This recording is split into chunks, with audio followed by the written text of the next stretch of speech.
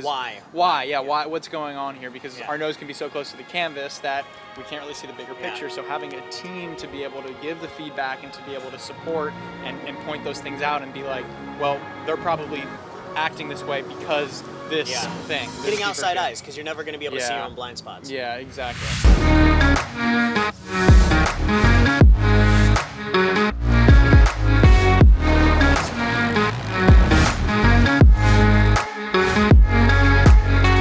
Joshua, Yes. Hello. you've been the head of our client success at High Impact Coaching for a while now. Yep. So you've worked with a lot of different types of people. Some of them great to work with, some of them just normal, maybe some of them a little bit more difficult to work with. So having worked with like hundreds of people, hundreds of different coaches, helping them get results, I would love to get your take on what it takes to work with the difficult clients and help the Yeah. difficult clients get results. It's a great question. It's a juicy topic. Yeah. 'Cause it's important to realize that everybody is really unique, and it can be difficult, especially as your volume increases in your business. It's easy to kind of forget that or to think of people as numbers. You see this in the education system all the time. It happens, but really bringing it back to the ground level and remembering, like, okay, every single person here is unique. They have their own desires, their own expectations, their own outcomes, and most of the time, the quote-unquote difficult ones, they're actually really, really good clients underneath the surface. Yep. I think that's really important to understand, that a lot of people like mark or ID someone as like a difficult client, when in the reality they're just a little bit different than maybe the client that you're used to working with, right? And you just haven't figured out how to work with that type of person yet. Totally. And a lot of the time it's just fear on the surface as well. Yeah. A lot of time people might be difficult or they might be pushing back, or anytime you're experiencing someone that's not coachable, there's something we're not connecting on here. There's something below the surface that we got to do, and we've done this enough times to know that when you can finally break through on that one and get down to the base level of it, then that person can shift very, very quickly. Yeah, so and I think this is something that we've talked about often, right? Because we had a lot of people, I remember, talk to us about this. They're like, we had clients that would be like, they're just not a good client. I don't want to work with that person, right? And I'm like, well, maybe you're just not a good enough coach yet. Right? And you need to work on your ability to figure out how to work with that person, because literally every time we've had a difficult client, when we found a way to break through with that client, they became one of our best clients because nobody else could figure out how to break through with that client, right? So I'd love to understand, like, because obviously, you've got a team of, 3 or 4 coaches that are working under you now. Like, how do you help them be able to handle those difficult clients? What are some of the major things you focus on? Yeah, it's great. I think first and foremost, we always got to stop and ask ourselves, where is our relationship with them?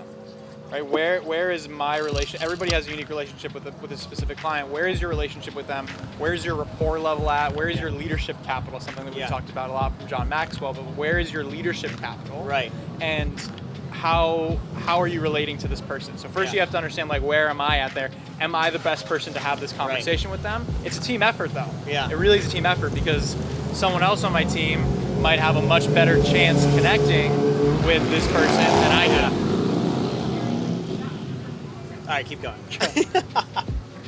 Yeah, so I think that's kind of the first step. Is it's always just like, let's take a step back. Yeah, I think that's so important, right? Because, like, if let's say if I don't know, like Elon Musk told me to do something, right?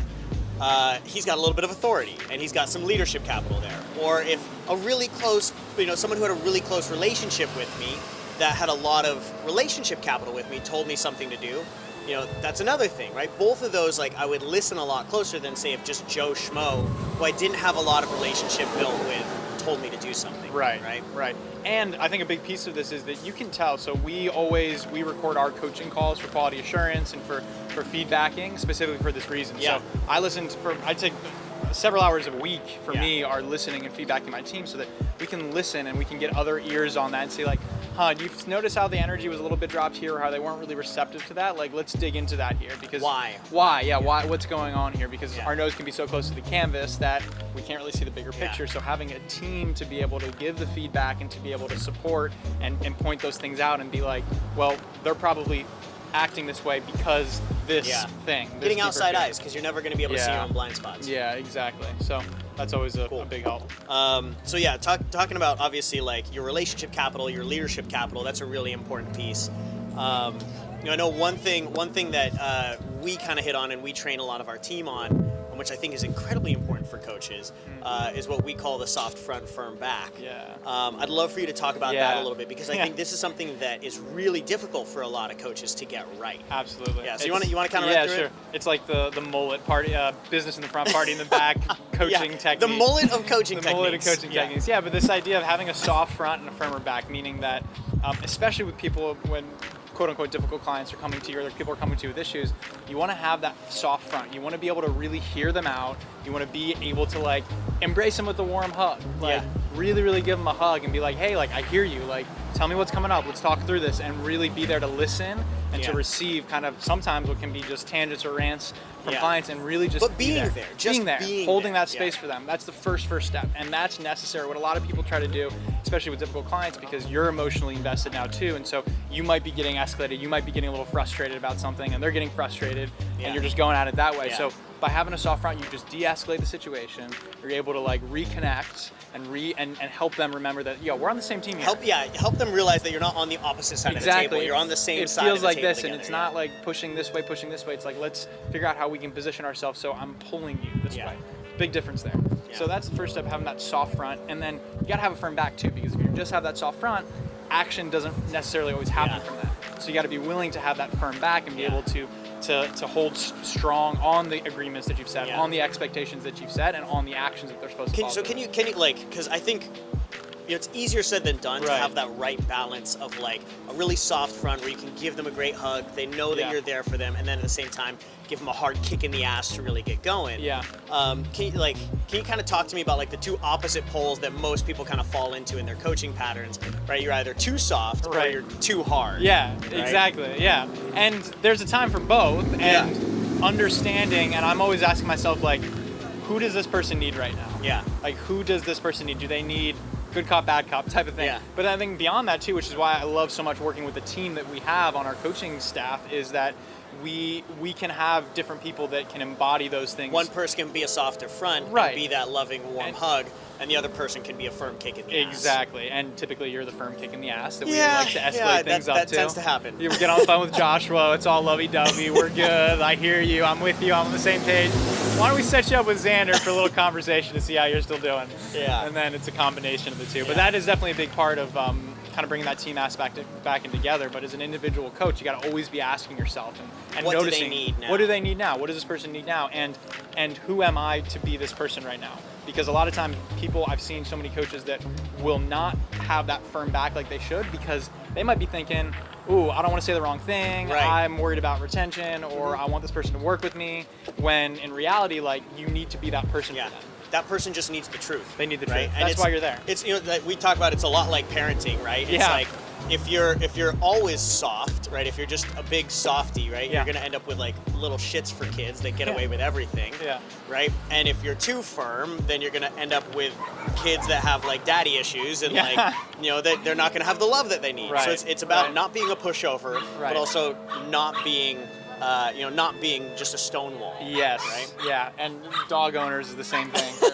Same thing with kids, same thing with dog owners, concept. Same thing with coaching, right? Same thing. So you with can tell how good of a coach you're going to be based on your dogs and based on your kids, pretty much. Right. And we've taken some of those techniques from literally parenting books. 100%. With the relationships to be able to really help enact change and build those relationships. Last thing that I want to kind of run through with on you around this, because I think it's really important for everybody to understand that like you are going to have difficult clients. Like, it's never going to be all daisies and rainbows, right? So like, what's one last tip that you want to give for any starting coaches around like having difficult clients? It's a reflection. It's a mirror. So look and see, why is this a difficult client? What is this triggering in me? What is this bringing up in me? That's the biggest reason I see is people walk away from it, or they want to like switch audiences or switch targets. Like, I want to change the whole business because I'm getting the wrong people, right? They're just you're not willing to actually step up and do it. The reason I love coaching so much is because my clients keep me honest with myself, because there are difficult clients and they do trigger certain things, or they do escalate things within me that forces me to go do the work and to actually take a step back and be like, okay, why did that trigger me? Yeah. Or why is this a difficult client? Ask yourself that, like, why is this a difficult client, and how can I improve and learn from this? Because every difficult client just increases your threshold for many, many more clients to come, and you see less and less difficult clients if you're willing to put in the work. 100%. I honestly think it, that mentality, the reason is the reason that like we've been able to work with so many people that may have not gotten results with other coaches in the past, is because we've approached the whole thing with that mentality. It's not easy, right? But in the end, we get to work with people and we get to have those breakthroughs when they didn't get them with anybody else. Right. So someone said we didn't sign up for easy. I think I can't remember what the line was. You didn't sign up for easy. You signed up for impact. That's it, right there. All right.